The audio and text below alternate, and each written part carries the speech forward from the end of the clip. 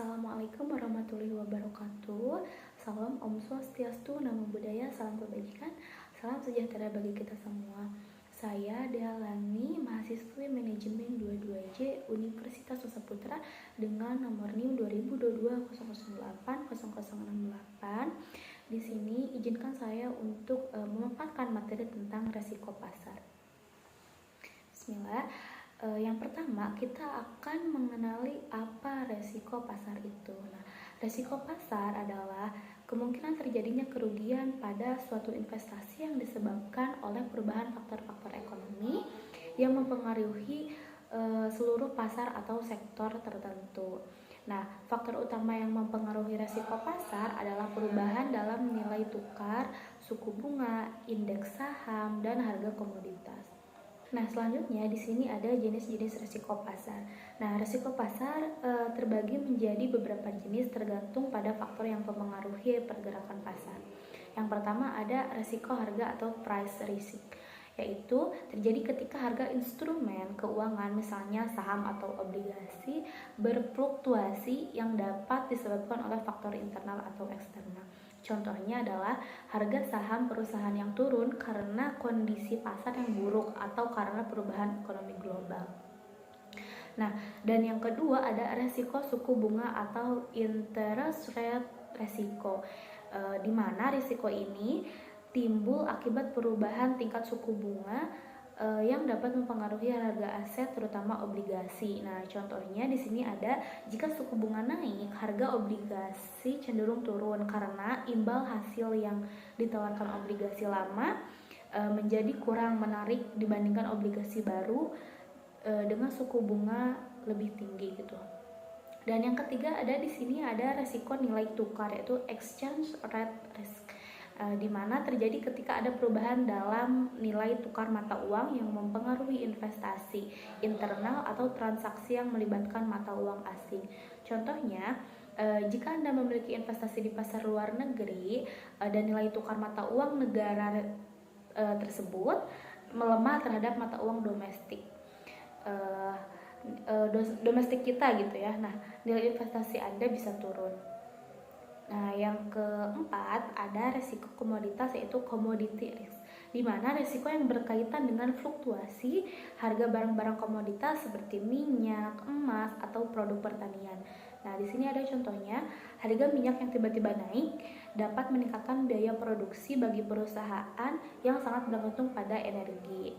Nah, sehingga menurunkan laba mereka gitu. Nah, kemudian ada yang kelima di sini ada resiko ekonomi atau economic risk. Nah, di mana resiko ini merupakan resiko yang berkaitan dengan perubahan kondisi ekonomi makro yang mempengaruhi pasar secara keseluruhan gitu. Nah, di sini juga ada contohnya, yaitu krisis ekonomi atau resesi dapat menyebabkan penurunan daya beli masyarakat dan membuat banyak saham mengalami penurunan harga gitu. Nah, selanjutnya ada faktor penyebab risiko pasar. Nah, beberapa faktor yang dapat mempengaruhi dan menyebabkan risiko pasar ada beberapa. Yang pertama ada kebijakan pemerintah. Nah, perubahan kebijakan fiskal dan moneter termasuk perubahan pajak, suku bunga, dan kebijakan perdagangan internasional dapat mempengaruhi pasar secara signifikan gitu. Nah, yang kedua ada kondisi ekonomi global. Faktor seperti resesi global, perang, atau perubahan dalam pasar komoditas internasional dapat memicu volatilitas pasar. Kemudian yang ketiga ada perubahan teknologi, di mana inovasi atau perubahan teknologi yang disruptif dapat mempengaruhi nilai pasar dari perusahaan atau industri tersebut.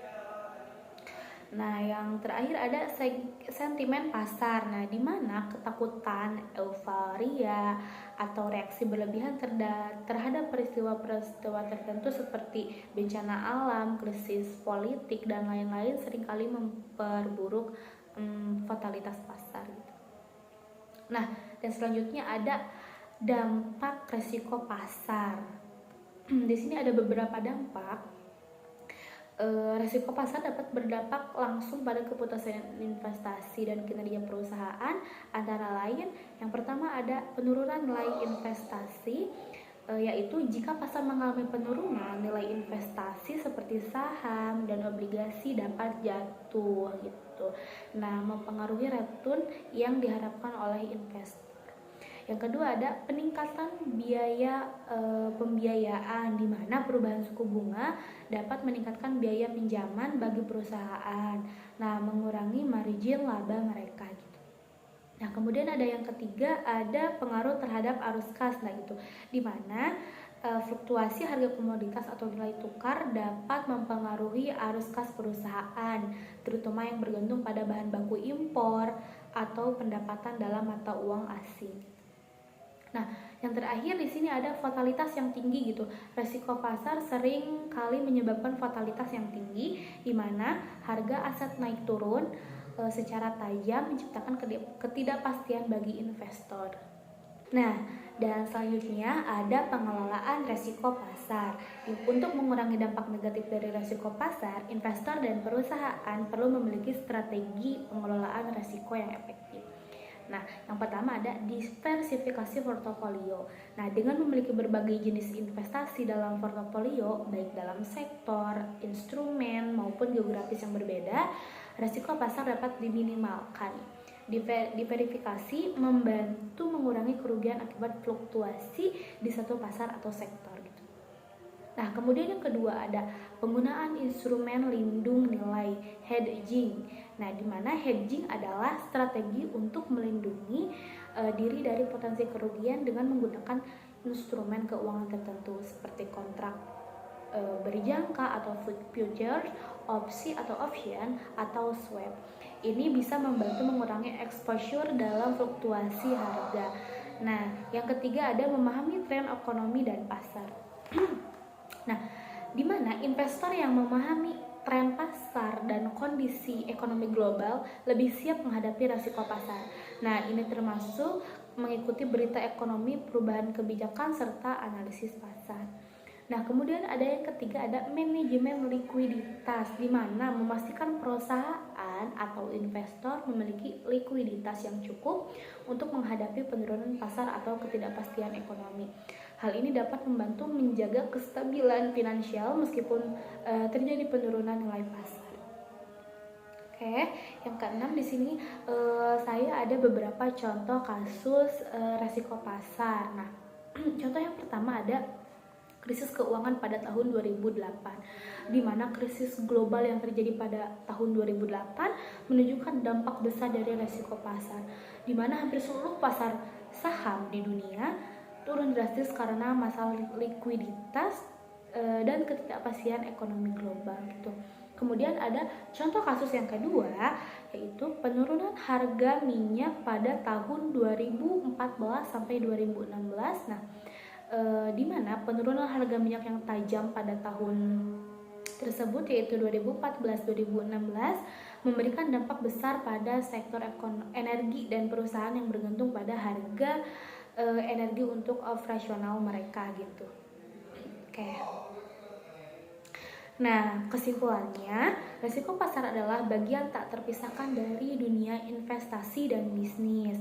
Nah, untuk menghadapinya penting bagi investor atau perusahaan untuk memiliki strategi yang matang seperti diversifikasi, penggunaan instrumen lindung nilai, dan pemahaman mendalam terhadap kondisi pasar gitu.